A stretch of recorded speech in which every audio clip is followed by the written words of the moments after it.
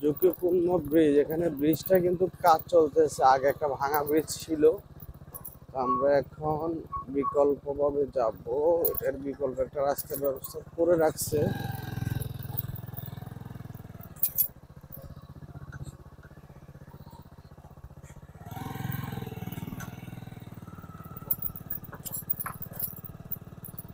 যাক,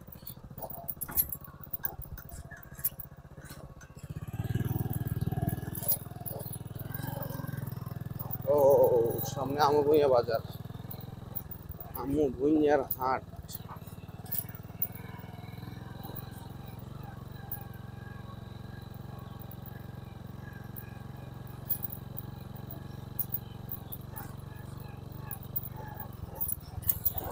ও ঠিক আছে, আজ এ পর্যন্তই। সবাই সুস্থ থাকবেন, ভালো থাকবেন, ফেনী নোয়াখালীর সাথেই থাকবেন।